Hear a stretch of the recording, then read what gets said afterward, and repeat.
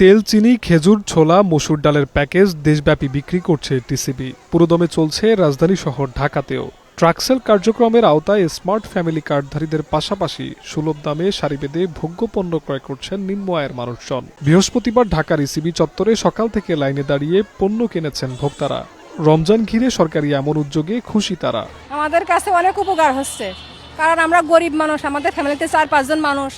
আমাদের বাজারে 2 লিটার তেল 400 টাকা নেয়, আর এখানে দেশে 200 টাকা। আমাদের অনেক উপকার হচ্ছে। ন্যায্য মূল্যে মনে করেন গরিবের জন্য, আমরা সাধারণ খেটে খাওয়া মানুষ, ঠিক আছে, এই জন্য আমরা মনে করেন খুবই ভালো হবে। শান্তিপূর্ণ চাই আর এই কম দামে মাল চাই। কম দামে পণ্য পেয়ে নিম্ন আয়ের মানুষের মাঝে স্বস্তি ফিরলেও কিছু জায়গায় সৃষ্টি হয়েছে বিশৃঙ্খল পরিস্থিতি। ভোগ্যপণ্যের ট্রাক স্বল্পতা ভোগান্তির কারণ হয়ে দাঁড়িয়েছে বলে অভিযোগ ক্রেতাদের।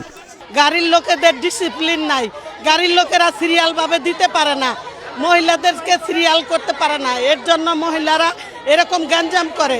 এটা যদি এখানে আসা 7,000 টোকেন দিয়ে দিব সবার হাতে, খালি এই গ্যাদারিংটা হয় না, মহিলা পুরুষ টোকেন দিয়ে দিব, টোকেন দিয়ে দিলে আর এই গ্যাদারিং টোকেন নাম্বার থেকে মাল দিব। মধ্যবিত্ত মানুষরা কি এই ধরনের করতে পারে? মারামারি, গালাগালি তা পাওয়া যাচ্ছে না। রাজধানী ঢাকা সহ সারা দেশে কম দামে পণ্য বিক্রির কার্যক্রমকে এই সরকারের প্রশংসনীয় পদক্ষেপ হিসেবে দেখছেন দেশবাসী।